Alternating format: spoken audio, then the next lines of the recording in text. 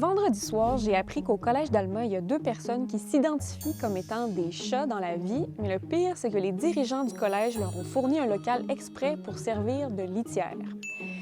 Là, il faut qu'on mette quelque chose au clair. Il n'y a pas de litière dans les écoles du Saguenay-Lac-Saint-Jean. La rumeur circule dans toutes les écoles du Saguenay-Lac-Saint-Jean, mais après vérification auprès des centres de services scolaires, c'est une fausse nouvelle. C'est un peu un raccourci que font les gens. Après, ils disent, ah ben là, tu sais, si les écoles peuvent reconnaître qu'un enfant est trans, ben ils reconnaissent qu'un enfant s'identifie comme animal. Mais encore, c'est important de le mentionner. Là, il n'y a aucun cas comme ça qui s'est avéré depuis que ça circule en 2021.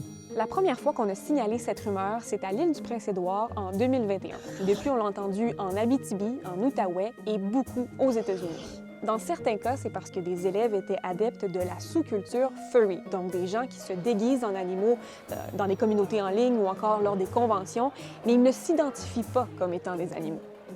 C'est des rumeurs, c'est ah ben tu sais, l'ami de ma voisine ou l'ami de la fille de ma voisine. Fait que quand on commence à faire un jeu de téléphone comme ça, c'est là que les histoires peuvent s'amplifier, aller un peu dans tous les sens. Mais encore dans ce cas-ci, le fait que c'est la même histoire à plusieurs endroits, peut-être que des gens l'ont vu quelque part sur Internet, ont amené ça chez eux. Ça peut partir de plein de places, surtout avec le web. Dans certaines écoles du Québec, des élèves se sont fait intimider en raison de cette légende urbaine. Et le plus important, c'est de toujours vérifier l'information avant de la partager. Conseil de Ma Tante Roro.